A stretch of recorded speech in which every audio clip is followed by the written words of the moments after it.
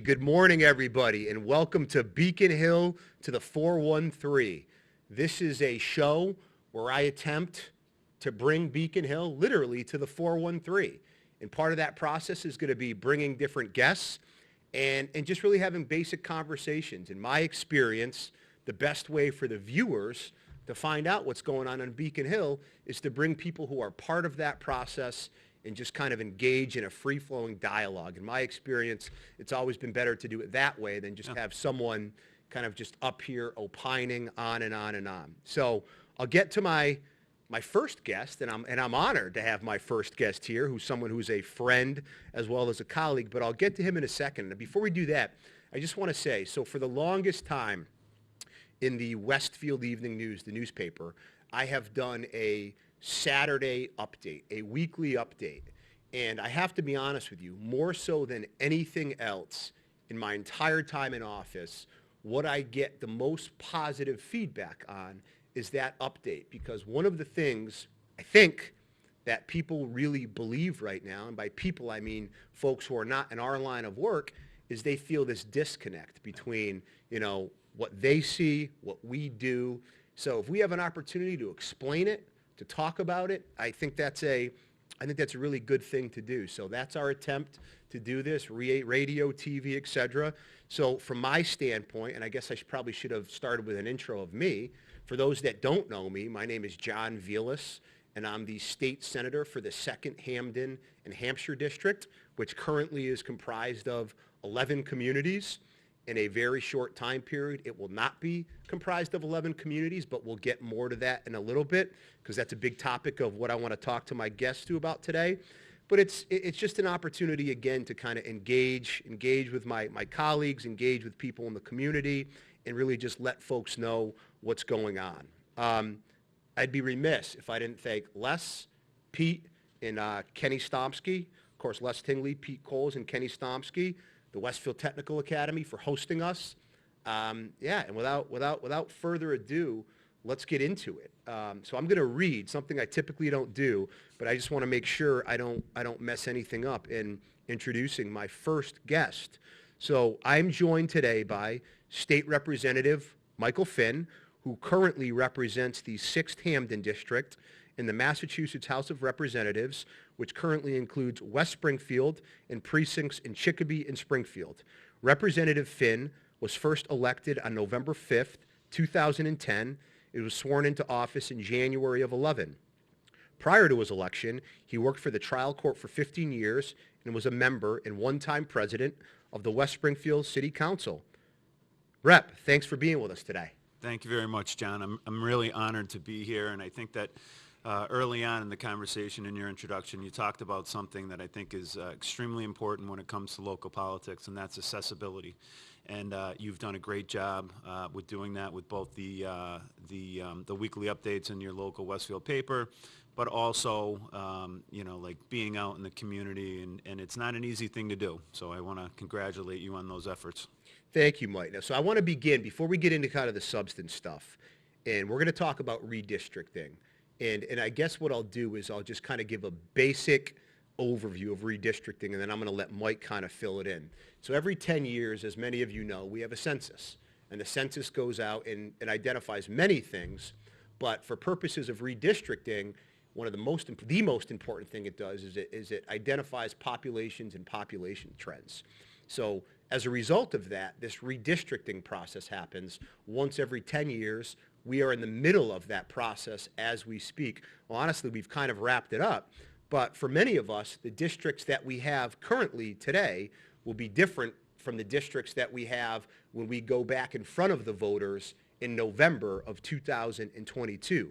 My guest today, Representative Finn, who again currently represents all of West Springfield in certain precincts in Chicopee and Springfield.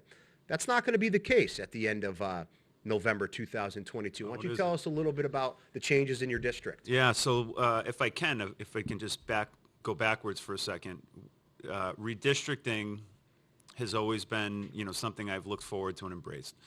One of the things that I really liked about the last redistricting was I had one precinct in the city of Springfield, and that precinct was Ward 2E.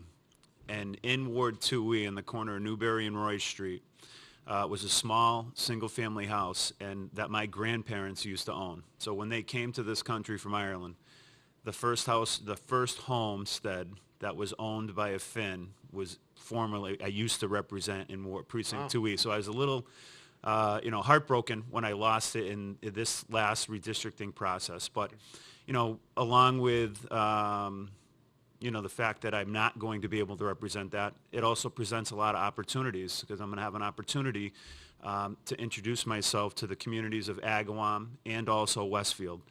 And so, as you mentioned, I had originally, when I first got into the legislature, I had all of West Springfield, 3 precincts in Chicopee, and 1 precinct in Springfield. And in this last redistricting process that we just went through, I picked up Precinct 1 in Agawam, and I also picked up Precinct 6B in Westfield. And so... now, to cut you up, but for the viewers, in Agawam and Westfield, for folks who might not know kind of the general area of where that is, can you just speak to that so folks might be able to say, okay, Mike's going to be my new state representative? Yeah, so I have a lot of familiarization that I need to do with both those 2 cities. But generally speaking, Precinct 1 in Agawam kind of begins at that point over by Sarrett Ford, and it heads up towards Feeding Hills, the old Armory base that's there, the 3rd and 30th, or, I'm sorry, the 1st and 104th. And then, you continue on and you run right along Robinson State Forest and then back over to, I believe it's Springfield Street. And so all those neighborhoods in there. And then in Westfield, Precinct 6B is Lower East Mountain Road, what I call Lower East Mountain Road coming from West Springfield. And you have the Western Mass Hospital, you have the DYS facility, you have all those neighborhoods heading up towards the quarry to about Paper Mill, and then everything on the left side of that road. So those are going to be really good opportunities. And I'm actually, real excited about, both towns, picking up both towns, but in particular Westfield, because, I don't know if a lot of folks know this about me, but I actually went to St. Mary's High School in Westfield, and so a lot of the families that I, grew up with coming up through the ranks, a lot of those families are still in Westfield. I have a lot of great connections there, and I really think that, it's going to be a good fit with, who I am, both personally and professionally and politically. Excellent. And I'd be remiss if I didn't talk about, and thank you for that, because those both Agawam and Westfield, those parts of those communities, they're just really great to represent. They're just 2. So again, I currently represent 11 cities and towns, and in Agawam and Westfield, I represent the entirety of them right now, and those areas are phenomenal. That being said, so as it relates to me, so I currently represent Southwick, Tolland, and Granville are currently part of my district. And as part of the redistricting process, I am losing those, and I am picking up where you are from, my friend, the great community of West Springfield. And something that a lot of people might not know, and I'm going to get to this too, because I think it's important for them to know a little bit about Representative Finn. And for folks that might not know me, a little something about me is that Representative Finn is an avid runner. So for a very significant time period, myself, Representative Finn, and the mayor of West Springfield, Will Reichelt, would meet at, I would meet at the rep's house, and then we'd run over to the high school, West Springfield High School, and we'd work out on Tuesdays and Thursdays, and it was just a great time. So from a representing West Springfield standpoint, I feel like I've got a leg up, because in a lot of those running sessions, we've covered a lot of I've been listening to them talk about, local politics, and I feel like I've got a leg up in learning some of those issues. But I'd be really remiss if I didn't talk about losing Tolland, Granville, and Southwick. And as you can attest to, and you already have, about the familial connection with your grandfather's place coming over from Ireland, we develop a real intimate relationship with these communities. And for me personally, I got elected to the Senate on May 19th, 2020.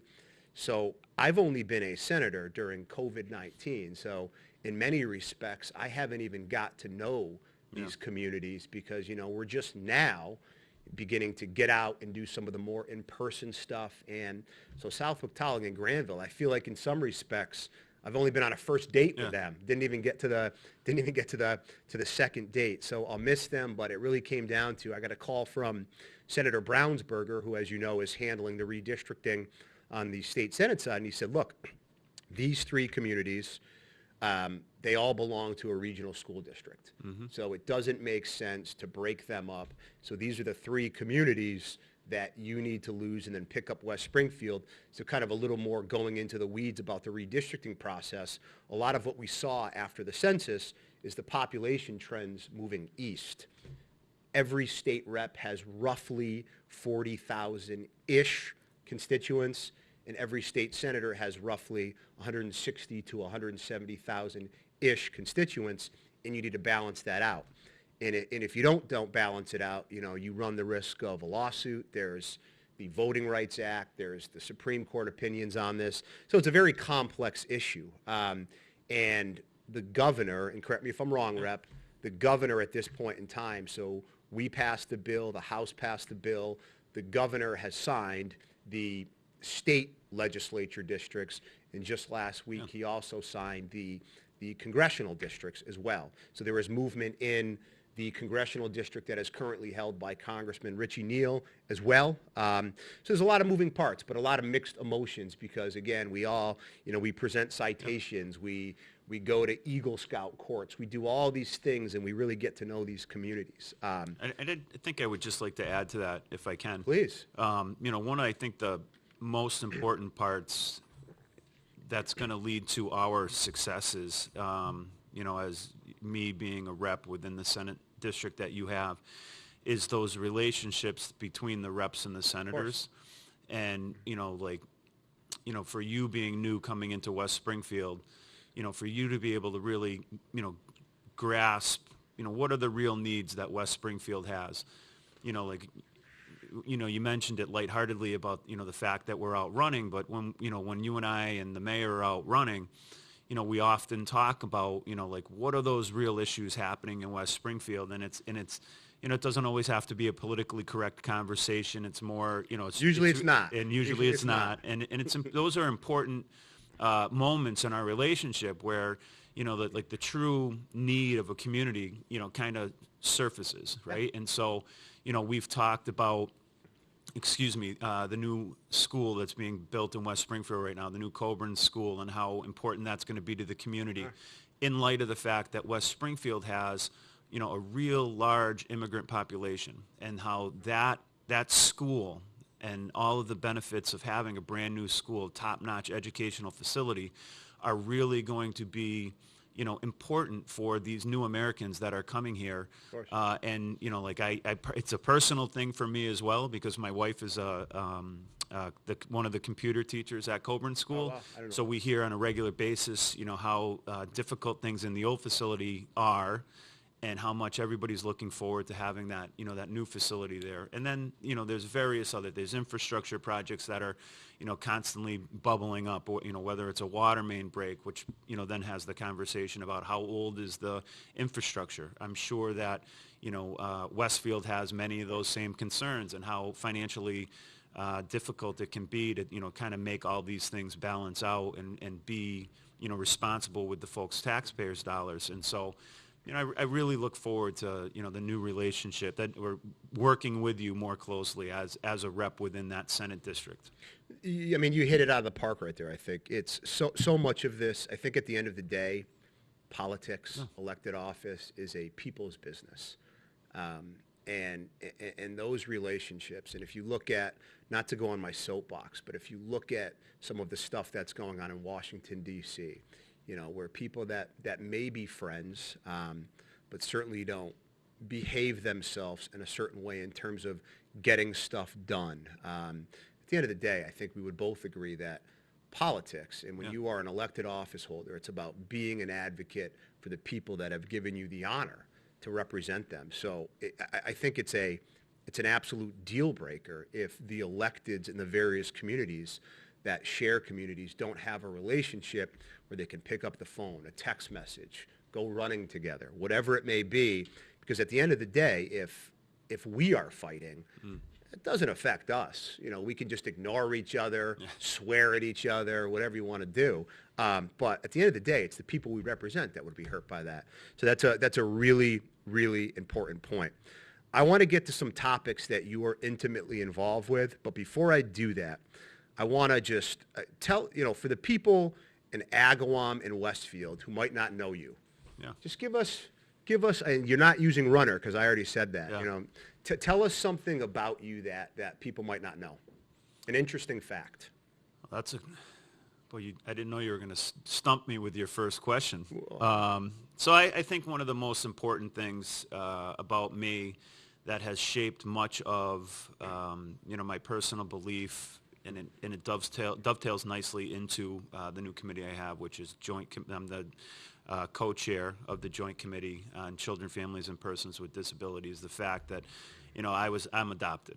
I was blessed. I was adopted at 3 months old. My parents absolutely gave me every opportunity in the whole world. And when I look at, services that the state has to offer, when I look at the needs of families that are in crisis, when I look at, mental health and substance abuse issues that arise that, fall within the committee's scope, I think that personal, my personal story there helps guide, the way I think about a lot of the issues that are that come before us on this particular committee. I guess that would be the number one thing. And then on a more personal level, I have 3 children. Yeah. My boys are a freshman and a sophomore at the West Springfield High School, and I have a daughter that just entered the middle school.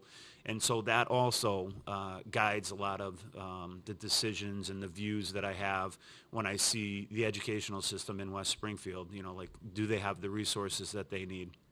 Do they have the facilities that they need? What's the quality of education? And, that kind of, evolves into other areas of importance, I think, because, when you look at the quality of an educational system, any community, that also helps protect the assets that people have. The value of homes is protected by having a great quality educational system. The services that a community provides draws people in, senior centers, leaf pickup, trash pickup, like those types of things I think are, real important and are what make really mesh a community together. And we're going to get to the committee, the great work that you're doing on that committee. I would also be remiss, though, just had Thanksgiving. What's something you're thankful for? Well, wow, you're really, other than getting to be my first guest for? Today. Really, I think I'm most grateful for the fact that, my family, everybody is healthy. They're all doing very well. And, I think it starts there and then it branches out. I'm also, on a professional basis, I was grateful that Speaker Mariano gave me the committee that he gave me and gave me the opportunity to be a chairman of a substantive committee. The Joint Committee on Children, Families, and Persons with Disability, as you know, because you're the vice chair on the Senate side, we have a little over 200 bills that are before that committee right now. We're dealing with some of, if not the most sensitive issues that arise in the Commonwealth. Yeah. And having the ability to have a policy impact across this Commonwealth on those types of issues, that's something I'm grateful for, because maybe somebody will look back on my political career and say, hey, Mike, you did a really good job on that, and we're grateful for that. I mean, I don't know if it'll ever happen, but you got to have that in the back of your head every day when you get up. I've made a pledge that any of my guests on this show, I'm not going to ask them a question that I don't raise myself, answer myself, I should say. So something that I'm grateful for, I think as many people know, on January 20th, my wife is expecting a baby boy. So I'm going to be a first-time parent, and it's amazing Good how... luck on that one. Yeah. It's amazing how, one of my colleagues said it best, Sonia Chang Diaz, who's a senator from Boston. She told me that, when your wife goes into labor and you get that call, as you're heading to the door, look back at your house or wherever you live, she goes, because it's never going to look the same again after that. So just looking at my house now, it's just been taken over by baby stuff. So obviously, from my standpoint, I'm grateful for that. I've always wanted to be a dad. I can't wait to coach. Can't wait to bring my young son the day he turns 18 to a military recruiting station, get him signed up to go. And so just I'm very, very blessed in that regard. And then something people don't know about me. This is a tough one. I should have thought about that before I ambushed you with this. And this one's probably kind of corny, but I love to read. I am a voracious reader, if you will, and I love an area of real interest of mine is the Middle East, the Arabian Peninsula, Afghanistan, Southwest Asia. That area of the world just fascinates me so much. And needless to say, it's a region of the world that keeps us all busy, if you will. I mean, I'm just not to interject. I know this is supposed to be more of a business type show. Yeah. But one of the things you might want to read is sign language for babies. It was one of the things that my wife and I did when my oldest son was right about 9 months old. Sign language for babies? Language, yeah. It's probably, not probably, it was one of the best things that my wife ever did. She was a stay-at-home mom. Somebody had told us that we should look into it. We bought this book. I think it was Sign Language for Babies. And so young people, young babies, have the ability to communicate. They don't have the vocal skills, the verbal skills. And so if you can teach them, basic sign language, it'll make your life much better down the road, because they'll be able to tell you when they're hungry, or if they want to eat, or if they're thirsty and they want to drink. They can communicate those things, and then it makes your life a lot easier. Now, did you read it, or did you read it, or did Jen read it? Is my question. So we both did, and Okay. it was one of the best things we had ever done, hands down. So just for anybody that's out there. I know. I love that. I love that. That's great. All right. So now I kind of want to transition to the meat and potatoes of what we do, and in particular what you doing right now. And you already mentioned it. You are the current chairperson of the Joint Committee on Children's, Families, and Persons with Disabilities. Yeah. And as you also mentioned, so on the Senate side, it's interesting. So this Joint Committee, it's in both chairs and both vice chairs are from Western Massachusetts, and that doesn't happen often. So Representative Finn, Chairperson Finn, on the House side, Representative Natalie Blais is the vice chair on the House side, and Adam Gomez, who I think probably we talked about redistricting, just to digress for a second, who currently represents West Springfield and is now moving east to cover more of Springfield, is the chairperson of the committee, and I am the vice chairman of the committee. And let me just tell you, this has been a committee that, if you're not responding to some of the subject matter in a very visceral way, I have to be candid with you. When we have hearings, every emotion known to human beings, from joy to pleasure to just outright just being sad, comes across your desk.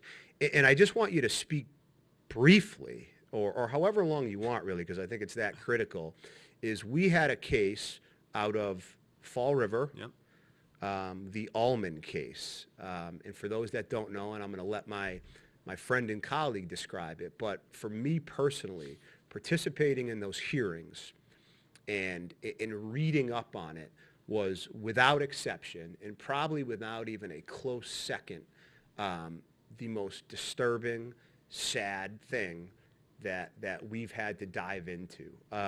So if you could just speak to that. Yeah, so that case has changed me personally. Seeing the fact pattern that developed very early on, and so I guess I would start with, I think I had been given the opportunity to be the chair of the committee for about a week. And I remember one of my first meetings was with the Office of the Child Advocate. We affectionately refer to it as the OCA, Maria Mercedes. And I think it was like within the first 3 minutes of my first conversation with her, she's like, "Oh, by the way, we're going to be issuing a report next week. This report is about the death of David Almond.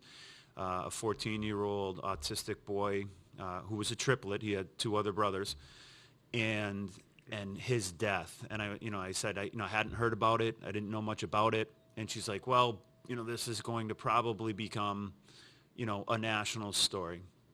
And it is a national story because of, quite honestly, the systemic failures across the board, across the spectrum of youth-serving agencies, whether it was the Fall River School District, DCF, who had custody of David at the time, the failings of DESE and early education offices, the juvenile court, the probation department. There were so many different state agencies that failed that young man at absolutely every stage possible.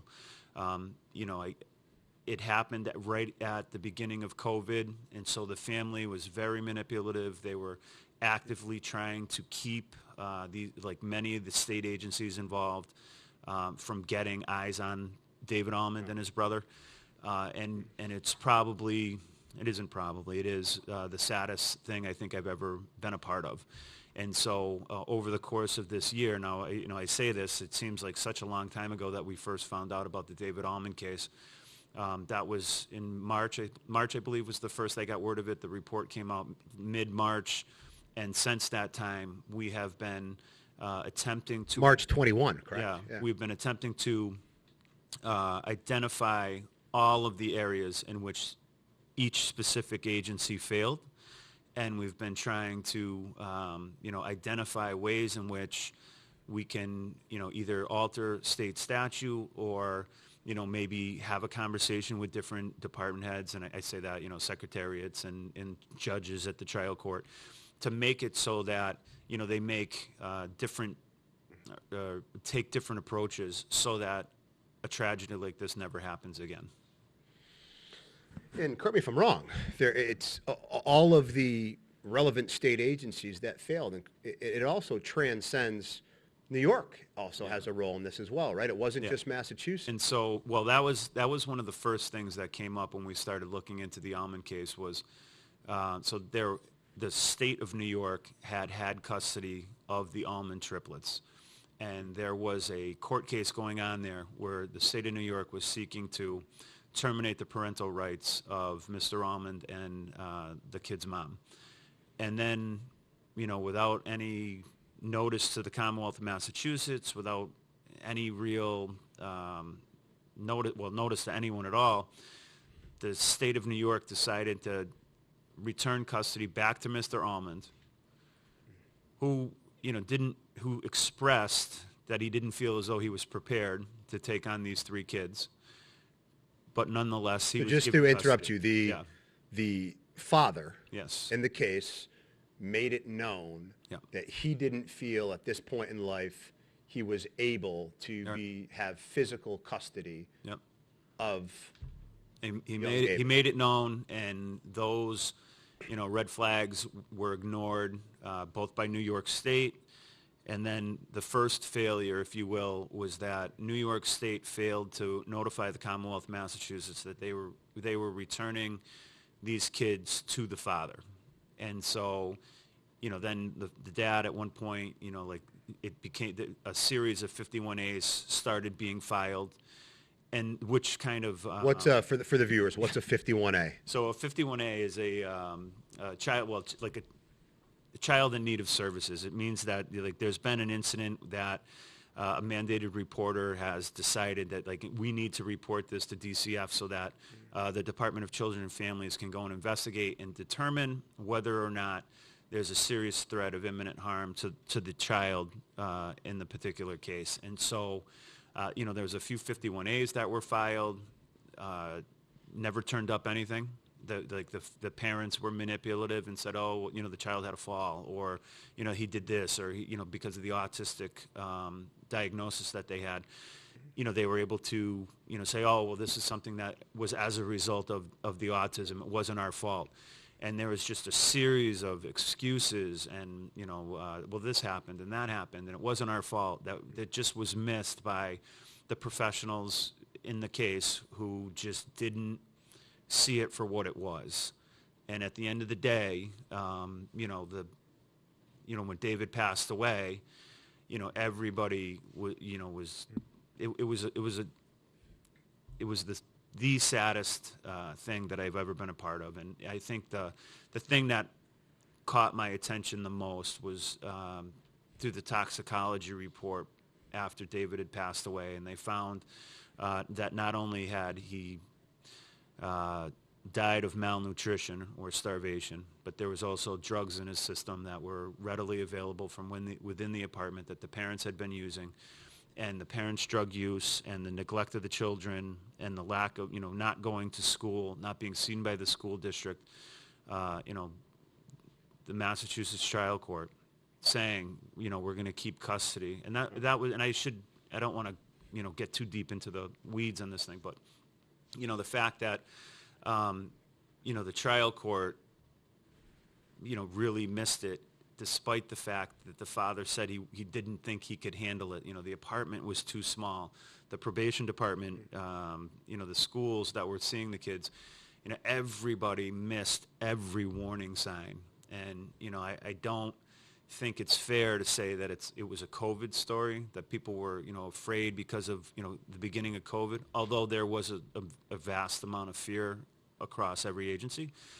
The responsibility of the Commonwealth to protect our weakest and most vulnerable citizens doesn't stop just because of the pandemic. And if anything, you have to be more resolute, because that's where, the cracks were really exposed. If you recall, so one of the things, and you just alluded to it, so my line of questioning to DCF, Yeah. as well as the secretary, and you just referenced it. So for the viewers kind of going back in their mind to, really March of 2020, the state of emergency is declared, and a lot of state agencies, like a lot of folks in general, whether it was private sector or government work, kind of transition to remote work.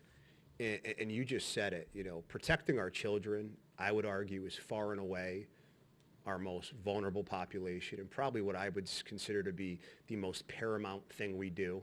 And to this day, I still don't understand why DCF, kind of the frontline workers, and I want to be very clear here, Yeah. I don't blame DCF in any shape, form, or fashion, but I do have still remaining a lot of questions to those that made the determination that DCF employees, the ones that would be kind of these frontline boots on the ground, the ones that presumably would have been able to see David and say, okay, something's amiss here. Yep. We're getting this kid out of here. But they couldn't do that because the majority of them were remote. Right. And I just remember this, there was one instance, there was more than one instance, but they were kind of doing one of these wellness checks, and it was remote. Mm-hmm. And David had something, and I forget, you certainly don't, but he had some type of physical something that would have been evident. Maybe it was a mark on his head. Yeah, so one of the things that I have since learned since getting into this case is that for kids with autism, sometimes self-harm is the way that they manifest, if they don't have the ability to verbalize the issues that they have. So self-harm, picking at the skin, Yeah. scratching, these are some of the ways in which the stress that they're under manifests itself. And so, David presented, and one of the real more difficult parts of that case as it came out was that shortly before David's death, he presented, the parents took him to a hospital because he was failing.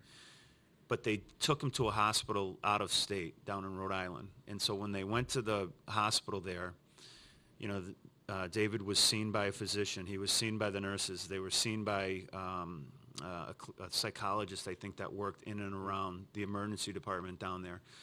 And none of them filed a 51A, despite the fact that David, as he presented that day in the emergency room, I think his weight was at the 10th percentile of height and weight for somebody that was in his age category. That alone should have been a red flag. We have to file a 51A. But one of the things that came out through the investigation was that they realized that there was pre-existing relationship or involvement with DCF, so they presumed that DCF was aware of these things, and so they chose to not file the 51A, the child in need of services and imminent danger. And so because they didn't do that, that was another opportunity that was missed by the system to save that young man's life. Yeah, that was another takeaway for me. A lot of folks outside of DCF assumed, and in this instance with deadly consequences, that because DCF was involved, everything that they were seeing was already being covered. And I guess in some levels it kind of boils down to, you better be safe than sorry. Yeah. This case to me just screamed of, another committee that I'm on, the vice chairman of, is the Mental Health and Substance Use Disorders and Recovery. This was a case where mental illness, substance use disorders, to me, were just screaming, just screaming out there. And again, to your point about the dad indicating that he wasn't in a position in his life to do this. As someone, I view that as I think it's good if a human being raises their hand and says, I can't do this right now. So, but, anyway, that has been, you already said it, one of the most difficult things that we as a committee and you as the chair of the committee are dealing with right now to try to ensure, there's not another David Allman. Unfortunately, there has been a few DCF incidents that, really make folks wonder, what is going on there. And there's so many issues. It's nuanced. It's complex. And I would just say, John, one of the things I really, and I guess I'm just, spitballing it right now with you, but, like during COVID, like there were certain jobs, if you will, throughout COVID whose responsibilities were heightened during COVID, rather than like folks saying, hey, I'm just going to work from home, or I have the ability to work from home, so nothing really changes for me. I'm just speaking for myself, and I'm sure that you can confirm this from your own experiences. But as a state rep, at the beginning of, like, as soon as COVID hit, like, I remember one of the first calls I got, like, right away, was from a local hotelier in West Springfield. Mike, you need to help me out. We just laid off 90% of our workforce. What's going to be done from the state level on this? And that, that was like that was the tip of the iceberg. Like, I got this really frantic call about, everything is falling apart. And then the calls started coming in from folks who had been laid off or were losing their jobs or had lost their insurance or needed services.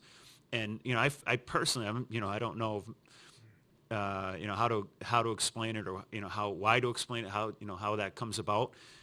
My office phone literally started ringing off the hooks. We were getting hundreds of emails, phone calls. People were text messaging me, direct messaging on social media. We need help. We need this. Businesses looking for PPP loans. Like, out of nowhere, my office, and the guys in my office who are fantastic, we all became experts on how to navigate PPP loans for small businesses. We learned how to, be able to get folks the health insurance that they need, that they lost because they had, they couldn't go without insurance or medications. And so I say all this because I think it's important to note that, because it really highlights the failure of the systems, in that, there should have been a larger recognition of the fact that the importance that DCF plays in everyday life, should have really been, highlighted more for those folks. And the folks that had the case that allowed David to fall through the cracks, they really, they failed. And that's one of the things we want to help try to prevent from happening again. Couldn't agree with you more. Transitioning, and that story is not, the last period in that story has not ended, correct? No. Yes. So we're still obviously, I know there was a hearing a couple weeks ago, or that actually it was postponed, but where next steps, et cetera. So obviously. And, we're just having a casual conversation here. We are. I don't want to break from your script over there.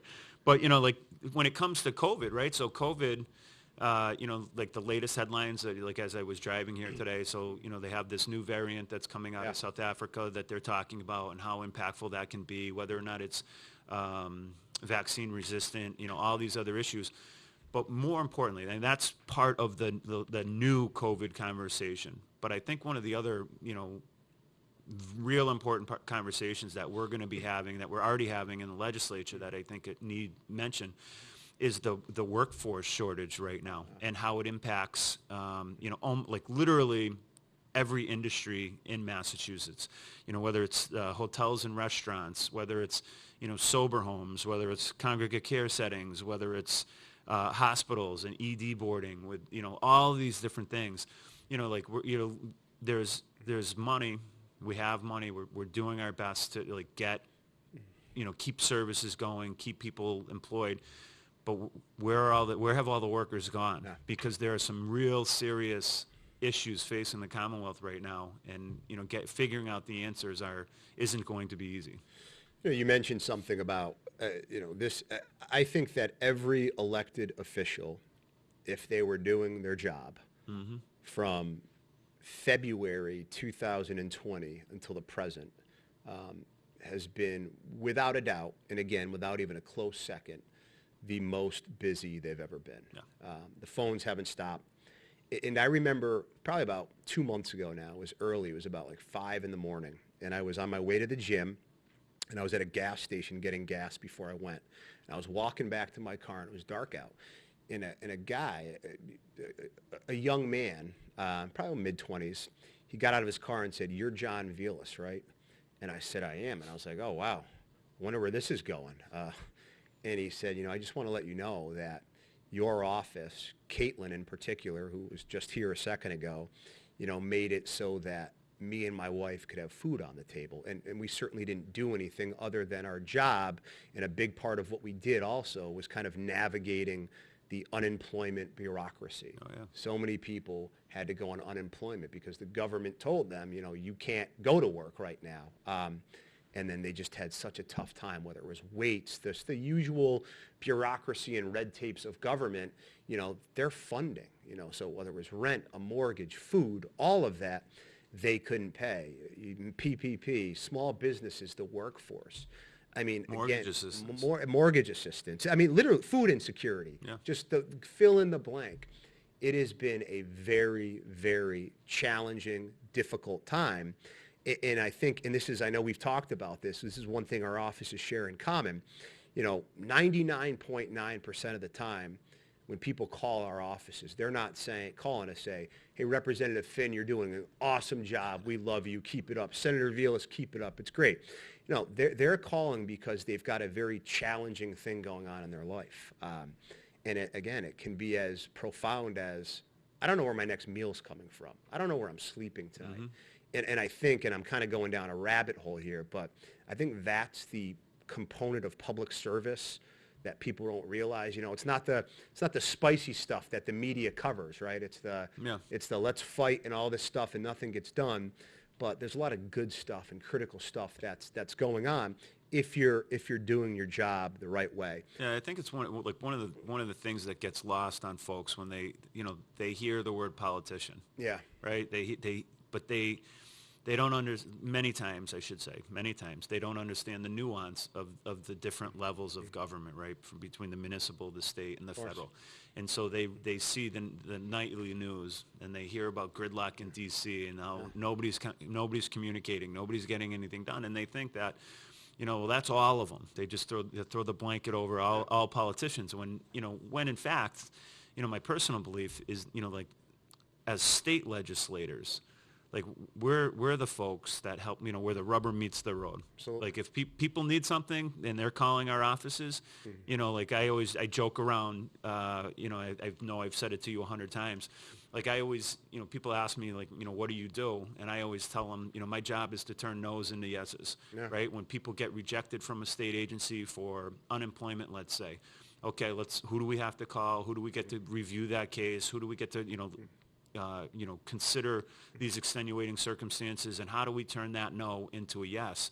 And if you're doing your job, I think people they see that and they appreciate that, but they still oh, there's that politician, they get that the local part of it, but sometimes helping to clear up that nuance is also one of our bigger jobs. And that's another interesting thing about your background that you bring, right? It's, your experience at the municipal level, the West Springfield City Council. It gives you a unique perspective and approach and how to go about doing this. But you're right. I mean, it's almost, you're throwing out the baby with the bathwater. If something happens at the national level, whether it's currently President Biden or President Trump previously, or fill in the blanks, or the U.S. Congress, it's good, bad, or indifferent. If they do something good, we'll get praised. If they do something bad, we'll be condemned. And it's truly, I mean, the best way. I remember kind of going back to law school. When we talk about the separate sovereigns of government, right? I mean, there is, to your point, the local, the state, and the federal. And for all intents and purposes, they are separate entities that work best when they're all oiled going in the same direction, but it is clearly a different job description. And I would argue, and I'm biased, but I would argue what we do, because we are the closest to the people in many instances, we've got the ability to really make an impact in a positive way. I wanna quickly get to another topic. I know we're getting a little bit pressed for time here, but I want to get to one other topic because I think my job as the host, if you will, is to kind of facilitate these discussions and try to really pinpoint people on areas that they're passionate about and areas they're involved with.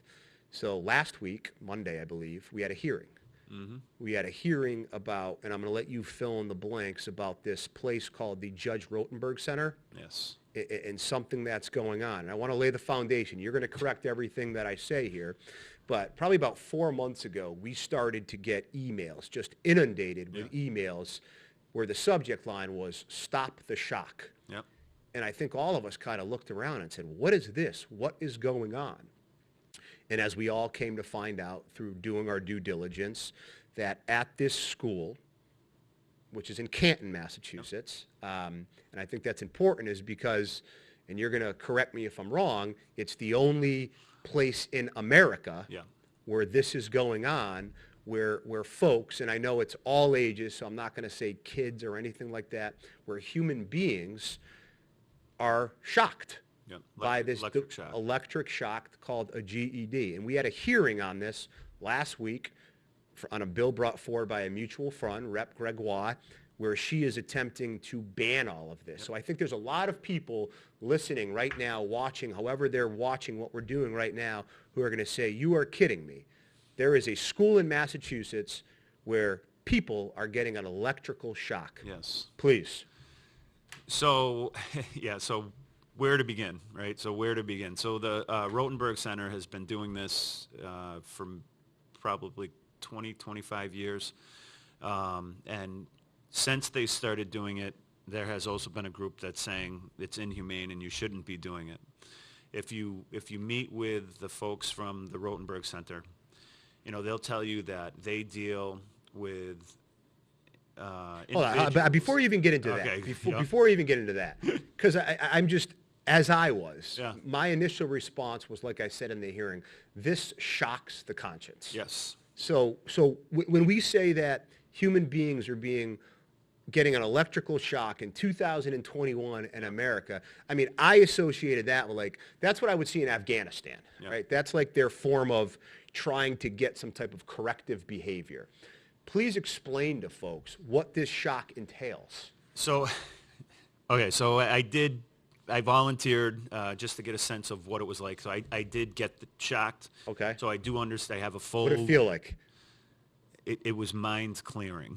Mind clearing. Mind clearing. So, I was having a conversation with the director of the center. She had the triggering device, and, she's talking to me, and she's like, so Mike, I just want you to know, you tell me when. I'm like, just do it whenever you want to do it. And I had the electrode strapped to my forearm, which is where they generally put it on individuals who wear the GED. And, she gave me the shock, and it literally stopped, like, every thought that I was having, the words that were coming out of my mouth, everything just stopped. And it literally... Did it hurt? It didn't... So it didn't hurt, but it got my attention. Like, so it did, like, it wasn't painful, but it what Was it it was. like a bad bee sting, or I'm trying to get some context here. They try to use that the bee sting reference as something to let people know like the level of pain. I didn't feel it like a bee sting, but it got my attention. So you felt it more than a bee sting? At the time, yeah, but like a bee sting doesn't just stop. Like the GED, like once the shock is over with. So the way the system is built, it gives 2 seconds worth of electric current intermittently. And so like it hits it and it goes off and then it hits it and so the way the system is built. And when you're getting that shock, like you don't feel that it's turning on and off. You literally are just, you're shocked and it grabs your attention. And so, but I think more importantly than that, I think that like the real dilemma comes down to a moral or philosophical belief on whether or not you think it should be allowed. And if you, and I have, if you talk to family members who have, or I should say families who have a family, if you have a family member who's at the Rotenberg Center who has a GED on, they will tell you that based on the acuity of the autism spectrum that the individual family member is on, and based on their past experiences at other institutions, they will tell you, they will swear in the Bible to you, that the only thing that works is the GED. The only thing that allows them to have any sort of a relationship with their family member is through the use of the GED. Now, if you talk to opponents of the use, they'll tell you that the science is clear, aversive treatments are unnecessary. It becomes more, one-on-one focus, more intensive treatments to be able, positive reinforcements and the like. But that, like shock treatments aren't the answer. But then you have this small group of people whose family members are using the GED, who are absolutely adamant that the only thing that allows them to have any relationship with their family member is the GED. And so then, the question becomes, is it the right thing to do? And, that decision, interestingly, had been made by the FDA, the Food and Drug Administration down in D.C. They had decided that the use of the GED should be prohibited. And then the Rotenberg Center sued the FDA, went all the way up to the Supreme Judicial Court, and the SJC ruled that the use of the GED can't be prohibited. Now, I'm not an attorney. That's what I rely on you for from time to time. But that the use of the GED couldn't be prohibited because you can't say, at least this is what the SJC, my interpretation of the decision, was that you can't ban it for specific uses. So electroshock therapy would have to be banned across the board. So folks that use it for smoking cessation in smaller doses wouldn't be able to do that. And I'm not really 100% sure what all the other various uses for electroshock therapy are. But what they said is you can't ban it for one specific use. So now the ban has been lifted, but there's a series of other legal actions, appeals that the FDA believe is either has already filed or is about to file an appeal of the SJC decision or something along those lines to make it so that they can again ban the use on developmentally disabled individuals. And so, the question is, should the Commonwealth do something while that legal argument is being played out, or should we sit back and say, let's study this a little bit further? Because part of the biggest problem, or one of the biggest problems, is that the Rotenberg Center itself, because they're the only institution that uses this device, they keep all their own statistics. They don't have a lot of scientific studies that back up the use of the device. They have a lot of commentary from family members who say how effective and important it is. But there's not a lot of scientific evidence that shows that it's as effective as they want us to think it is. And so, that it becomes like this bigger problem onto itself, which is, really what we're in the middle of right now with that bill hearing. So one of the things for me, again, being on the committee, being the vice chair, I just want to make sure the viewers kind of get this. I think I referred to it as this moral conundrum. Yeah. You have parents, and look, nobody knows kids like their parents, which I'm probably soon to find out here. But they would present situations with their loved one before they went to this school, where they were self-injuring, where they were medicated to the point where, for all intents and purposes, they weren't a functioning human being. And then they go to this school and they receive this treatment on occasion, and at least according to the parents, it's made them just an entirely different human being in terms of their ability to engage and communicate. Yeah. And the impression I got was they were saying is, we have our loved one with this. So talk about something. Well, we talked earlier about and I'm sorry to interrupt. No. But we talked earlier about the manifestation of certain, in the Almond case, like how he was picking at his skin, right? So like the picking of the skin the self-injuring. It's self-injuring.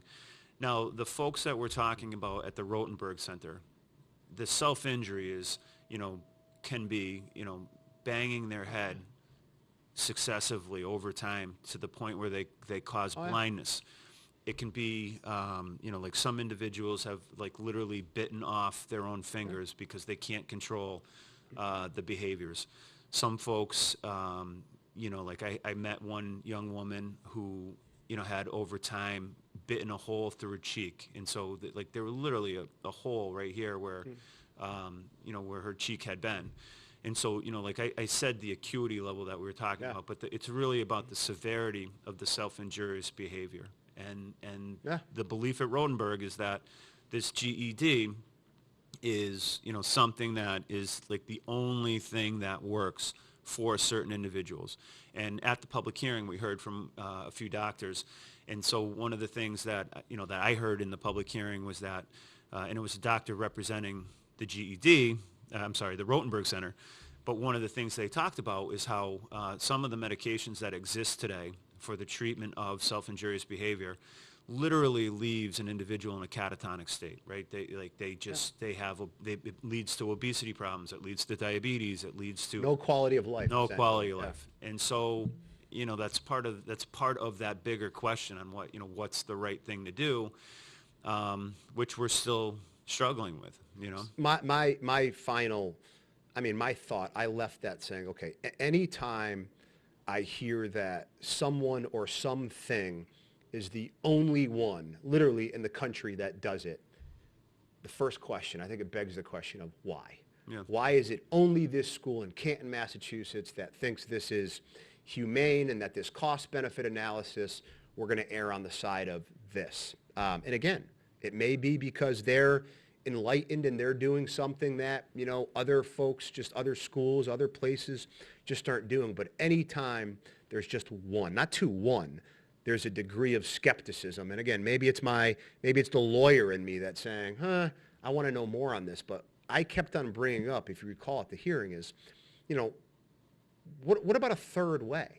Is there a third way? We had a couple doctors, one of them anyway, who came out and said, this isn't the only treatment. There's other stuff. And then I know some folks got up there and said, well, that really doesn't work, or it's not available, et cetera. It's just such a complex, nuanced topic. And obviously this is going to be something, I can only speak for myself because I know you've kind of led the charge in terms of doing the research as the chair.